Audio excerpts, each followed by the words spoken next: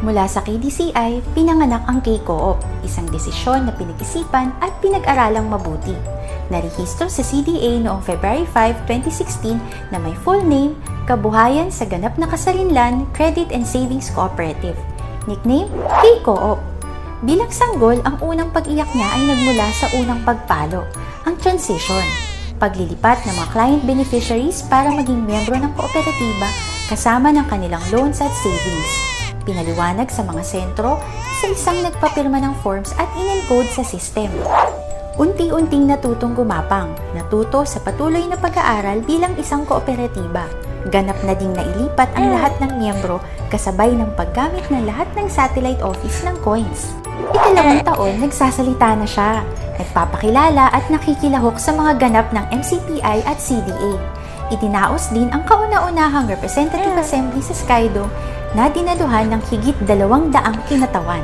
Ikatlong taon, umuupo na din siya sa mga pulong bilang kasapi ng PFCCO NCR at bilang pagsunod sa CIC, naging subscriber din ng Midas. At happy siyang nakaupo dahil nanalo si Nanay Lea Mancera ng Las Piñas Satellite Office bilang Regional Awardee for Luzon sa 2019 City Micro-Entrepreneurship Awards. Kaya lang noong 2020, nadapa siya. Pansamantalang nahinto dahil sa pandemya na nagdulot ng pagtapa ng kita. Pero marami siyang natutunan. Nag-adjust ng mga proseso, gumawa ng mga malikaing produkto, serbisyo at proyekto para sa mga kasapi, pati sa komunidad. Nadapa, natuto at nabatak. Mula sa pagkakadapa, pinilit niyang bumangon. Dito, marami siyang nakilala at naging kaibigan na tumulong at umalalay sa kanyang unti-unting pag-angat na may kasamang alin. Dahil bawal ang sad, happy lang! At umangat nga, mga tangkita, membership at ang dami niya ng friends. Balik face-to-face na din ang mga ganap.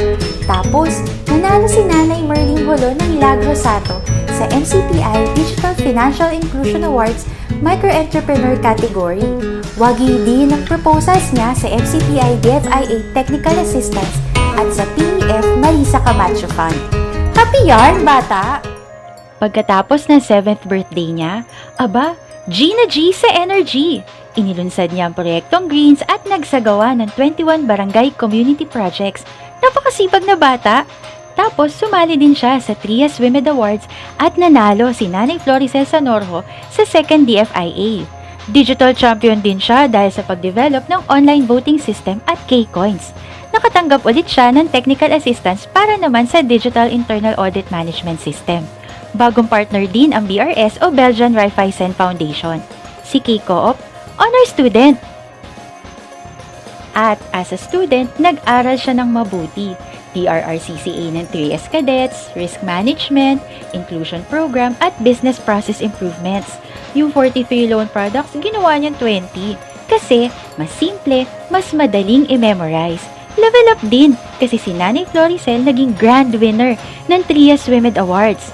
Best Speaker din sa MFI Talk at Best Film naman sa Cinemaya 2024. Bagong friend din niya ang Pascal Resources Incorporated para sa Gaslight Products at si Butcher Bob.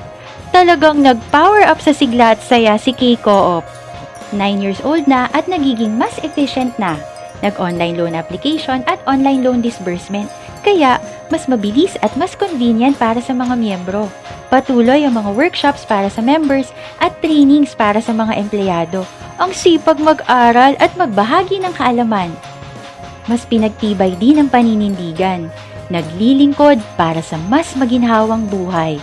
At may team song pa, Paganda ng Paganda ang Buhay. Si K-Co-op, parang grade 4 na bata. Mas independent, mas may initiative, at syempre, mas maraming friends. Kaya ngayong 10 years old na siya, sigla at lakas naman ang baon niya. K-Co-op, sigla ka sa ika-10.